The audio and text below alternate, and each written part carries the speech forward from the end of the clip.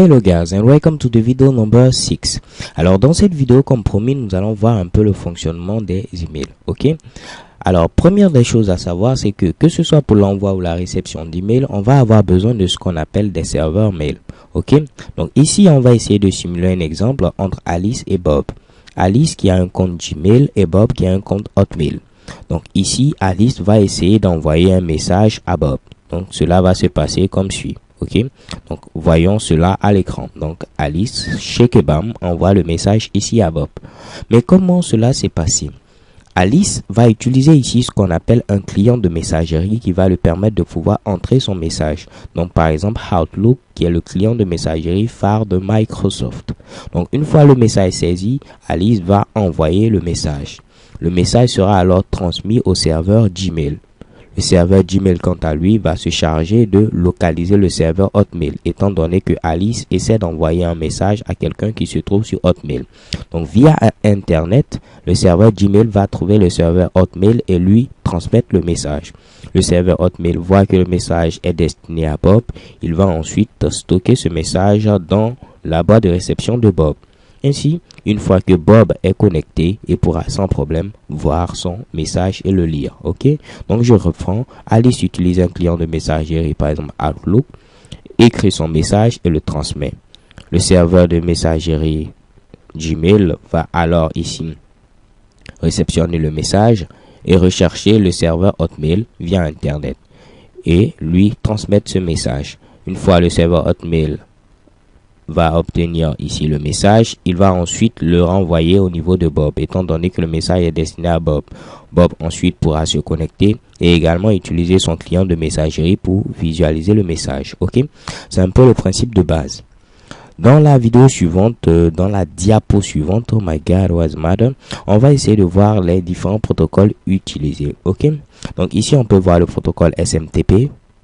Oups. Également le protocole IMAP, le protocole POP. Alors, que signifie tout ce charabia? SMTP signifie tout simplement Simple Mail Transfer Protocol.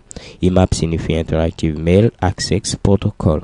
Et POP signifie Post Office Protocol. Ok, ce sont tous des protocoles, donc des règles de communication entre les différents composants de notre mini réseau, je vais dire ici. Ok, donc ici le protocole SMTP, c'est le protocole utilisé entre un client de messagerie et un serveur, mais c'est également le même protocole qui est utilisé entre deux serveurs. Donc entre le client de messagerie de Alice ici et le serveur, c'est le protocole SMTP. Entre le client de messagerie de Bob et le serveur Hotmail, c'est le protocole SMTP. Entre les deux serveurs, c'est également le protocole SMTP. Le protocole IMAP, quant à lui, est utilisé lors de la réception. Il a son équivalent, le protocole POP, mais ces deux diffèrent de quelques détails près. Le protocole POP, Post Office Protocol, est ce protocole qui va ici télécharger le message sur la machine de l'utilisateur, donc le supprimer ensuite au niveau du serveur. Bob aura donc accès au message sur sa machine, mais le message est automatiquement supprimé au niveau du serveur. Alors qu'avec le protocole IMAP pour Interactive Mail Access Protocol, le message n'est pas supprimé du serveur ni téléchargé automatiquement de la machine, mais il sera téléchargé au fur et à mesure que l'utilisateur souhaite lire le message.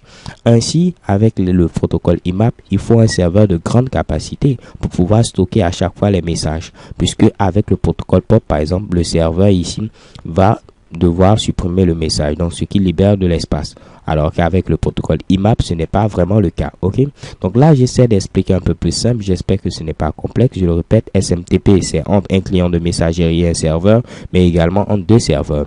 POP et IMAP sont utilisés pour la réception. POP ici va supprimer le message au niveau du serveur et le message est stocké automatiquement sur la machine de l'utilisateur. Alors qu'avec IMAP, le message est téléchargé au fur et à mesure sur la machine de l'utilisateur et n'est pas supprimé au niveau du serveur. Le protocole SMTP utilise ici le port 25. Le protocole IMAP, quant à lui, utilise généralement le port 143. Et le protocole POP utilise ici le port 110. Ok? Donc 25, 143, 110. Alors j'espère que ça a été clair et je vous donne rendez-vous à la vidéo suivante où nous allons apprendre encore de nouvelles choses. So thank you guys for watching and see you to the next video. XOXO.